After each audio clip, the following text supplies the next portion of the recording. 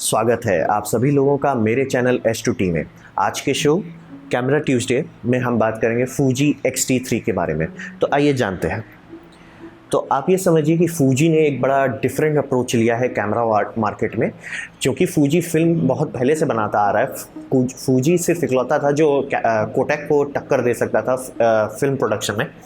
तो फूजी जब digital market में उतरा तो उसने एक अलग अप्रोच लिया। अप्रोच ये था कि वो फुल फ्रेम नहीं बनाएगा और ना ही माइक्रो फोर थर्ड पे कूदेगा, वो सिर्फ APS-C पे टिका रहेगा और मीडियम फॉर्मेट बनाएगा।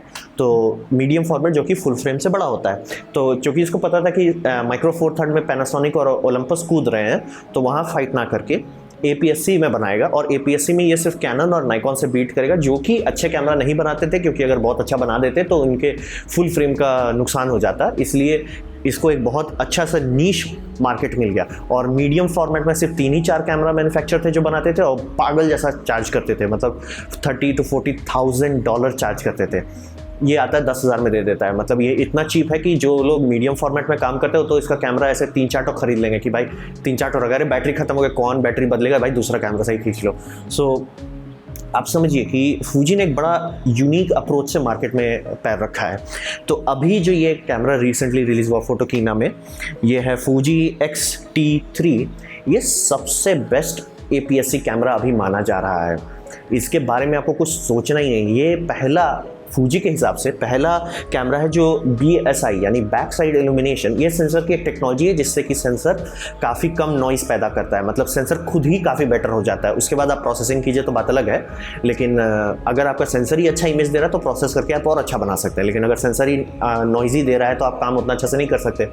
तो इसीलिए BSI जनरली अच्छे हाई एंड कैमरा में इस्तेमाल किया जा रहा है, लेकिन फुल फ्रेम में ही करते हैं। जैसे सोनी के पास है, फुल फ्रेम में है, नाइकॉन के पास है, फुल फ्रेम में है, कैनन के पास है कि नहीं पता नहीं, लेकिन शायद है, तो वो भी शायद लटका हुआ है फुल फ्रेम पे। तो इस कारण से APS-C को सब लोग इग्नोर कर रहे हैं। ये APS-C में BSI उतार दिया।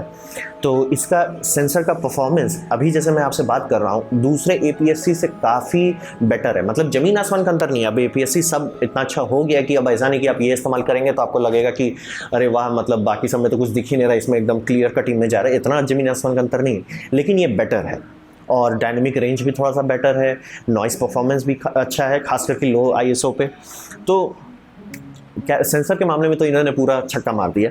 फिर बात आता है कलर के बारे में। आप लोग बहुत बार सुनते होंगे कि सोनी का कलर किसी को नहीं पसंद आता, और वो बात सही है कि सोनी का कलर साइंस जो है वो उतना अच्छा नहीं है। कैनन और नाइकॉन भले सोनी से सेंसर खरीदता था, लेकिन अपना कलर टेक्नोलॉजी लगाते थे। तो वो कलर टेक्नोलॉजी के मामले में नाइकॉन और कैनन अभी भी अछूत है, मतलब उसको नहीं छुआ जा सकता। सोनी अभी नहीं पहुंचा, कोशिश कर रहा है, 1-2 मॉडल में शायद पहुंच जाए, लेकिन अभी गाड़ी दूर है। फूजी इकलौता है जो उससे ऊपर है, और फूजी से ऊपर सिर्फ एक कैमरा कंपनी है, लाइका। और लाइका के बारे में तो बात ही नहीं करना। वो कई 50-60 लाख का कैमरा आता है, मतलब $5-6 हज़ार से लेकर $10-12 हज़ार तक का कैमरा आता है। तो सोचना ही नहीं है लाइका के बारे में। तो फूजी कॉस्ट के हिसाब से, मतलब दाम, क्योंकि इसका लगभग उतना ही होता है जितना एक कैनन या नाइकॉन का होता है, ये उससे बेटर कलर देता है। और ये बात इसलिए है क्योंकि फूजी बहुत फिल्म बनाता था, तो फिल्म में बहुत सारे टाइप बनाते थे। मतलब एक फिल्म आता है जो ब्लैक एंड वाइट है, फिल्म आता था जिसमें मतलब कलर ज़्यादा आता था, वाइब्रेंट रोल जिसको कहते थे। मतलब फिल्म में ही काफ़ी सारे छेड़छाड़ किए जाते थे। वो उसका एक्सपीरियंस होने के चलते फूजी इतना एक्सपर्ट हो गया कलर साइंस में कि फूजी, आप मतलब ये कैमरा लीजिएगा, कैमरा से फ़ोटो खींचेगा, जो उससे JPEG निकलेगा वो JPEG इतना अच्छा होगा कि आप उसमें छेड़िएगा ही नहीं। मतलब हाँ, आपका एक्सपोजर सही होना चाहिए। अब एक्सपोजर गलत है तो बात अलग है, लेकिन अगर एक्सपोजर सही है तो उसके बाद आप बहुत खुश रहिएगा कि आपने उसे फोटो खींचा, आप JPEG निकल गया, आपको सोचना ही नहीं है। आप मेहनत भी नहीं कीजिएगा कि भैया रॉ खींचना ही नहीं है, सिर्फ JPEG खींचो, आराम से निकाल लो, क्योंकि ये इतना अच्छा है। और बहुत सारे टाइप के ऑप्शन देते हैं, ऐसा नहीं कि ठीक है डिजिटल और फिल्म, ऐसा ऑप्शन नहीं है। तो फिल्म है तो फिल्म में एक स्टैंडर्ड है, फिल्म में एक विविड है, फिल्म में एक ब्लैक एंड वाइट है। तो काफ़ी मेहनत करके इन्होंने फिल्म का टेक्नोलॉजी को इनको एप्लीकेट किया है डिजिटल में। तो आप काफ़ी खुश रहिएगा जो इस कैमरा से सीधे निकल रहा है। मतलब आप दूसरे को दिखाइए तो मतलब कई बार आप नोटिस करते होंगे DSLR का फोटो जब तक मतलब लाइट रूम में छेड़छाड़ नहीं करें तो उतना खिलता नहीं है। इसका फोटो खिलता वो बाहर आता, मतलब आप सीधे किसी को व्हाट्सएप में दे पाइएगा। तो कलर के मामले में सोचना है, सेंसर बहुत बढ़िया है, और कलर जो आता है उसके बारे में भी सोचना नहीं है। फिर इस कैमरे में मतलब फूजी थोड़ा मतलब ऑटो फोकस के मामले में पैनासोनिक के लेवल पे था, लेकिन इस मतलब 1-2 मॉडल से पिछले बार से वो फेस डिटेक्ट पे मेहनत कर रहे हैं और ऑटो फोकस बेटर हो गया। इसमें ऑटो फोकस लगभग नाइकॉन, सोनी और कैनन के लेवल पे आ गया है। बेटर नहीं है लेकिन आ गया। मतलब अभी अगर आप इसका ऑटो फोकस सिस्टम लेते हैं आप खुश रहिएगा। मतलब अगर ये मिस कर रहा था ऑटो फोकस तो चांसेस है कि आपका सोनी या नाइकॉन या कैनन भी मिस कर देता। आप ये लेने के बाद ऐसा नहीं बोल सकते कि अरे यार दूसरा कैमरा ले लेता उसका फोकस हो जाता, ऐसा नहीं होगा। मतलब इसका ऑटो फोकस काफ़ी सुधारा गया है। लेकिन एक बात ध्यान रखिए, चूँकि ये कैमरा कंपनी काफ़ी टाइम से चल रही है तो इसके सारे लेंस में भले ऑटो फोकस है लेकिन ऑटो फोकस स्पीड जो है वो लेंस पे डिपेंड करता है। मान लीजिए लेंस में पुराना सिस्टम वाला है ऑटो फोकस तो स्लोली काम करेगा, इसलिए लेंस पे ज़रूर ध्यान दीजिएगा। तो मान लीजिए बहुत तेज ऑटो फोकस ये तो कर सकता है लेकिन जो लेंस आप इस पे लगा दिए वही नहीं मूव कर सकता उतना स्पीड से, तो नहीं होगा। तो लेकिन फोकस तब भी करेगा, फोकस आपको मिलेगा, बस टाइम थोड़ा ज़्यादा लगेगा, इसलिए ध्यान रखिएगा। और ये कैमरा के बाद सबसे यूनिक बात यह है कि एक्चुअली कॉम्पैक्ट है। मतलब ये एक आप कैमरा निकालेंगे तो ऐसा नहीं लगे सांड निकाल रहे हैं आप, मतलब 1.5 किलो का डंबल निकाल रहे हैं, एकदम मेहनत कर रहे हैं उस पर। ये एक्चुअली कॉम्पैक्ट है, मतलब आप इसको इस्तेमाल कंफर्टेबली कर सकते हैं। आप लोगों के बीच में इस्तेमाल करेंगे लोग ध्यान भी नहीं देंगे कि आप ये कैमरा ले, क्योंकि ये बहुत ऐसा चिल्लाता नहीं, देखो मेरे तरफ मैं इतना बड़ा कैमरा हूँ। ये एकदम आराम से शांति से, मतलब आप आराम से ऐसे रखे रहिए खींचते रहिए, स्ट्रीट फोटोग्राफी कोई ध्यान भी नहीं देगा। और इसके लेंसेज भी बनाए जाते हैं सिर्फ APS-C के लिए, तो काफ़ी अच्छे से बनाए गए हैं, जिसमें मतलब माउंट साइज से लेके और मतलब ग्लास का डायमीटर जो है वो काफ़ी कम रखा जाता है। तो ऐसा नहीं कि इसका लेंस जो है कि हाँ कैमरा बहुत छोटा है, लेंस एकदम 60 साइज का, जो सोनी के साथ मतलब जनरली प्रॉब्लम होता है कि बॉडी तो बहुत छोटा बना दिया उन्होंने, बॉडी एकदम लाइट वेट छोटा है लेकिन लेंस 1.5 किलो का, तो बैलेंस करना दिक्कत होता है। इसमें वैसा झंझट नहीं होगा। तो ये एक्चुअली कॉम्पैक्ट है, मतलब आप इसको इस्तेमाल करने में कहिएगा कि हाँ ये कॉम्पैक्ट कैमरा है। फिर इसमें USB-C दिया गया है जिसको ये लोग अच्छे से इस्तेमाल किए, जो कि आप मेरा वीडियो अगर सोनी के ये मतलब कैनन कैमरा के बारे में देखेंगे तो उसमें बताया था मैंने USB-C वो लोग दिए लेकिन उसको लॉक कर दिए कि मतलब आप चार्ज नहीं कर सकते। नाइकॉन का भी वही बात सामने आया कि उसको लॉक कर दिया गया है कि आप बैटरी बैंक से नहीं कर सकते। ये एकदम खुला छोड़ दिया। आप ये लोग तो चेक करके दे रहे हैं कि आकी का एक तो बैटरी बैंक है जिसको आप खरीद सकते हैं, थोड़ा सा महंगा 3,500 रुपये का, उससे चार्ज कीजिए और जिस टाइम आप कैमरा यूज़ करें वो USB से सीधे चलेगा। जब आप कैमरा नहीं यूज़ कर रहे हैं, जैसे मान लिया फोटो खींचे आप छोड़ दिए कैमरा को, वो बैटरी चार्ज करने लगेगा और आप जब दोबारा फोटो खींचे वो बैटरी से डिस्चार्ज कर देगा या USB से डिस्चार्ज करेगा। लेकिन आप इस्तेमाल कर सकते हैं USB से। तो आप मान लीजिए बहुत लंबे टाइम तक आप कोई लॉन्ग एक्सपोजर कर रहे हैं या आप किसी कारण से टाइम लैप्स बना रहे हैं जिसमें आपको काफ़ी देर तक कैमरा छोड़ना है, आप आराम से इसमें USB बैटरी बैंक लगा के छोड़ सकते हैं। और USB-C है तो आपको पोर्ट में भी झंझट नहीं है।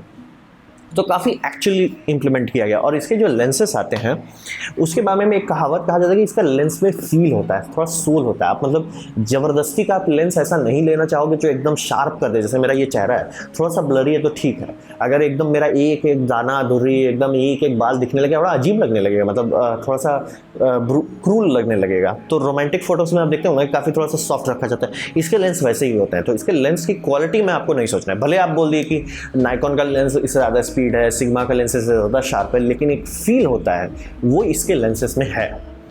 तो अभी आपको सोचना ही है, अगर APS-C का क्वालिटी, ऑटो फोकस ये सब के बारे में बात करना है तो इससे आगे पीछे भी कोई नहीं आता। और ये चूँकि APS-C है जो कि माइक्रो फोर थर्ड से बड़ा होता है तो उसके कारण से ये APS-C से तो मतलब माइक्रो फोर थर्ड से बेटर इमेज परफॉर्मेंस दे रहा है, यानी पैनासोनिक G सीरीज से अच्छा परफॉर्म कर रहा है। प्लस पैनासोनिक का ऑटो फोकस तो ऐसे ही प्रॉब्लम है।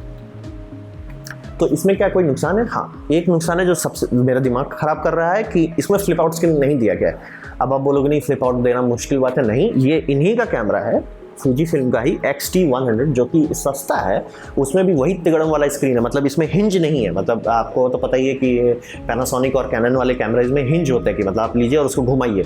तो ये लोग ऐसा स्क्रीन इस्तेमाल करते हैं जो फ्लिप होता है, हिंज नहीं है। लेकिन उसमें भी ये लोग मेथड दे दिए कि स्क्रीन बाहर की तरफ फोल्ड हो जाए। ज़बरदस्ती का ये फीचर हटा देना ये मुझे बहुत डरावना लगता है, क्योंकि ये जो भी कंपनी करती है, जैसे कैनन करते आ रही है कि ज़बरदस्ती का अपना फीचर हटा देती है लो लेवल सिस्टम से और उसको हाई एंड के लिए रखती है। और खासकर में अब तो वीडियो कैमराज में वो दे ही नहीं रही है, यानी DSLR में फीचर नहीं दे रहे, ज़बरदस्ती का क्रॉप कर रहे ताकि उनका C सीरीज़ लाइनअप टिका रह जाए। तो वैसा ये कंपनी कर रही है तो थोड़ा डर लग रहा है। तो अभी तो मैं आपको यही कह सकता हूँ कि अगर आपके लिए फ्लिप आउट स्क्रीन ज़रूरी है तो ये मत लीजिए, क्योंकि बिना फ्लिप आउट के आपका बहुत सारा काम अटक जाएगा। जैसे मैं ये कर रहा हूँ ये तो कर ही नहीं पाऊँगा। तो फ्लिप आउट को ना देना मुझे परेशान करता है कि मतलब, क्योंकि दे सकते थे, ये इन्हीं का कैमरा है, इन्हीं ने बनाया, इसी साल बनाया है, तो इनके पास टेक्नोलॉजी था। ज़बरदस्ती का उसको ना देना वो अजीब आइडिया है। और जो दिए भी हैं वो बड़ा अजीब है कि मतलब ठीक है अप और डाउन है, ठीक है, लेफ्ट में निकलता है। भाई ये क्या मतलब है, क्यों, मतलब ज़बरदस्ती का आप क्यों टाइम बर्बाद कर रहे हैं। और इसमें आई बस नहीं है, तो आई बस में मुझे उतना परेशानी नहीं है क्योंकि लेंस में इमेज स्टेबलाइजेशन आता है। और आई बस फिजिकली एक टेक्नोलॉजी है जिसके लिए आपको फिजिकली जगह मतलब कैमरा को थोड़ा बड़ा बनाना पड़ता है ताकि सेंसर उसके अंदर मूव कर सके। और ठीक है, मैं समझ सकता हूँ आई बस एक ऐसी टेक्नोलॉजी है जिसको देने के लिए आपको मतलब खर्चा करना पड़ता है, तो ठीक है। हिंज तो फ्री था, आपके पास था, क्यों नहीं दिया। फिर इसमें रिकॉर्डिंग लिमिट है, जैसे कि आप देख सकते हैं इसमें 2 SD कार्ड स्लॉट है, वो 2 SD कार्ड UHS 2 है। ये बात पे आप जरूर ध्यान दीजिए कि UHS 2 का मतलब ये होता है कि उसके कार्ड ज़्यादा स्पीड पे चलते हैं, राइट स्पीड खास करके। रीड स्पीड आपको लगभग सेम ही मिलेगा लेकिन राइट स्पीड ज़्यादा मिलेगा। तो इसका ये मतलब नहीं है कि ये GH5 मतलब पैनासोनिक GH5 की तरह अनलिमिटेड रिकॉर्डिंग कर सकता है। इसमें 30 मिनट का लिमिट है। और सुनने में तो ये भी आ रहा है कि इसमें फैट फाइल सिस्टम ही इस्तेमाल किया जाता है, जिसका मतलब है कि जैसे ही फाइल आपका 4 GB से बड़ा होगा, फाइल बंद करके एक नया फाइल स्टार्ट करती है। तो मतलब आप आधा घंटे का रिकॉर्डिंग तो किए, ठीक है। आपको जब कंप्यूटर में जाइएगा तो एक फाइल नहीं मिलेगा जो आधा घंटे का, आपको मतलब बहुत सारे फाइल मिलेंगे जो 6-6 मिनट के हैं, तो 6 मिनट या 4 मिनट जैसा आपका सेटिंग है। तो ये झंझट मतलब रूमर्स में आ रहा है कि ये लोग एक फॉर्मवेयर फिक्स कर देंगे जिसमें फैट फाइल की जगह एक्सफैट इस्तेमाल किया जाएगा। एक्सफैट सिस्टम में ये 4 GB का लिमिट नहीं होता है। ये मैं अभी कैनन में इस्तेमाल करता हूँ, तो मैं कैनन में अगर फैट कार्ड डाल देता हूँ, कैमरा रिकॉर्ड करेगा आधा घंटा, लेकिन जैसे ही वो 4 GB का फाइल क्रॉस करेगा वो सीधे काट के एक छोटा फाइल बना देता है। मतलब 4 GB का एक फाइल बनाएगा, फिर 4 GB का दूसरा। तो वो झंझट के बारे में आप ज़रूर ध्यान दीजिएगा, थोड़ा चेक कर लीजिए अपने से कि आपके में काम करेगा कि नहीं करेगा। और फर्मवेयर अगर फिक्स कर दिए तो कोई टेंशन ही नहीं है। और ये पोर्ट जो आप देख रहे हैं ये माइक पोर्ट नहीं है, ये माइक पोर्ट दूसरे तरफ दिया है। माइक पोर्ट और हेडफोन पोर्ट सब है, लेकिन वो इस तरह का रिमोट के लिए पोर्ट दिया गया है जो मतलब इंटरवलोमीटर जिसको कहते हैं, इसके करके आप टाइम लैप्स कर सकते हैं। और ऐसा 2.5 इंच जैक है इसका। तो ये भी मुझे थोड़ा अजीब लग रहा है कि इसका ज़रूरत क्यों पड़ रहा है। टच स्क्रीन आपके पास है, सॉफ्टवेयर इतने एडवांस है, क्वाड कोर प्रोसेसर है, तो उसी में दे दो ना सॉफ्टवेयर में। ज़बरदस्ती का क्यों मुझे एक खरीदवा रहे हो, मतलब अजीब अजीब चीज़ छोड़ा हुआ है, थोड़ा सा ऑड है इसका मतलब चीज़। लिमिट वाला मैं समझ सकता हूँ क्योंकि इसके लिए टैक्स ज़्यादा देना पड़ेगा, और अभी तक सिर्फ पैनासोनिक ही इकलौता है जो टैक्स देता है। तो इसी कारण से सब कैमरा में 30 मिनट का लिमिट है। तो क्या आपको ये खरीदना चाहिए? इतना अच्छा सिस्टम है तो क्या आपको खरीदना चाहिए? पहले आपको ये समझिए, आप एक कैमरा नहीं खरीद रहे हैं, आप एक पूरा सिस्टम खरीद रहे हैं। तो पूरा सिस्टम के बारे में आप ये समझिए कि आपको भूल जाना होगा फुल फ्रेम के बारे में। जैसे मान लीजिए आप APS-C कैमरा लिया हो, जैसे मैं नाइकॉन या कैनन का भी आप खरीदते हैं या सोनी का, तो उसका माउंट सेम रहता है। तो अगर भले आप APS-C लेंस लीजिए, आप उसको फुल फ्रेम में लगा पाएंगे, तो उससे फ़ायदा ये होगा कि जब आप फुल फ्रेम में लगाएंगे तो एटलीस्ट क्रॉप में आपको कुछ तो मिलेगा। मान लीजिए आप फुल फ्रेम बॉडी खरीद लिए लेकिन आपके पास पैसा नहीं था लेंस खरीदने का, तो एटलीस्ट पुराना लेंस तो इस्तेमाल कर पाएंगे, मतलब कुछ नहीं से कुछ तो रह पाएगा। इसके केस में वैसा नहीं है, सिर्फ और सिर्फ APS-C में रहेगा। तो आपको फुल फ्रेम को एकदम छोड़ देना है, सोचना ही नहीं फुल फ्रेम के बारे में। तो इसलिए ध्यान रखिए, अगर आप फुल फ्रेम में सोच रहे हैं नहीं मैं भविष्य में फुल फ्रेम में जाऊंगा, ज़रूरी नहीं है। 98% लोगों को ज़रूरत नहीं पड़ता है। मुझे पड़ता है क्योंकि मैं लॉन्ग एक्सपोजर फोटोग्राफी करता हूँ। इंस्टाग्राम मैंने आपको लिंक दे देता हूँ, नीचे देख सकते हैं। तो मैं जिस तरह का आर्टिस्टिक फोटो करता हूँ, मुझे चाहिए मतलब फुल फ्रेम का बेनिफिट चाहिए। तो अगर आपके पास ऐसा है कि फुल फ्रेम का बेनिफिट चाहिए तो मैं कहूँगा कि इस पर मत कूदिए। लेकिन अगर आप फुल फ्रेम को छोड़ सकते हैं, मतलब पूरी तरह से, बाद में मत सिर पीटिएगा कि लेने के बाद कि अरे यार फुल फ्रेम रहता तो अच्छा रहता, तभी आप इसमें कूदिए। दूसरा, पहले खरीदने से पहले बैठ के आप हिसाब बनाइए कि आपको कौन कौन लेंस चाहिए और कितना कितना दाम आप दे पाएंगे। फिर उसका लेंस देखिए, क्योंकि इसके लेंस एक तो एक्सफैट होने के मतलब ये जो माउंट है वो ये है, क्या बोलता हूँ, एक्स माउंट सिस्टम है। और फूजी उतना बिकता नहीं है जितना नाइकॉन और कैनन बिकता है।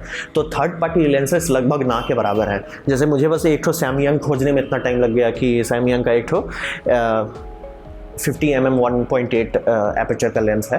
तो इसलिए आप प्लीज़ लेंस देखिए और लेंस का दाम देखिए, क्योंकि भारत में इसका अवेलेबिलिटी उतना नहीं है, सारे लेंस अवेलेबल नहीं है, तो दाम बहुत ज़्यादा है। तो प्लीज़ आप लेंस पहले चुनिए, लेंस का दाम देखिए। जब सब चीज़ कंफर्म हो जाए कि आप खुश हैं कि हाँ इतना दाम मैं दे सकता हूँ, मैं इतना लेंस खरीदूंगा, मतलब 2 से 3 लेंस से ज़्यादा आपको ज़रूरत नहीं पड़ना चाहिए।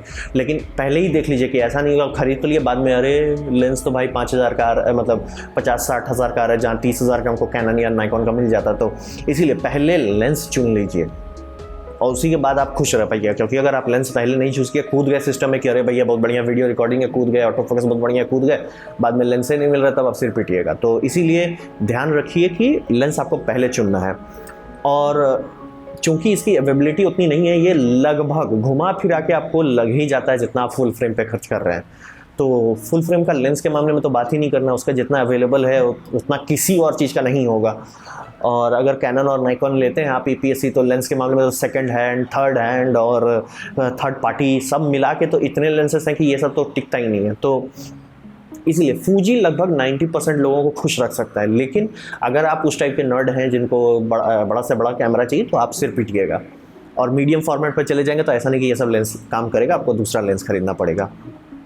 तो ये था मेरा प्रेजेंटेशन फूजी के बारे में। उम्मीद करता हूँ आपको अच्छा लगा हो, पसंद आया हो, और अगर ऐसा है तो लाइक कर दीजिए, सब्सक्राइब कर दीजिए, और आपको नहीं पसंद आया तो कोई बात नहीं, आप डिसलाइक भी कर सकते हैं। आप कमेंट लिखिए कि अगले एपिसोड में आप क्या देखना चाहेंगे। मैं कहूँगा कि आप बेल बजा दीजिए अगर आप खाली हैं तो। और आपने मेरा वीडियो देखा, ये जान के मुझे बहुत खुशी हुई। धन्यवाद।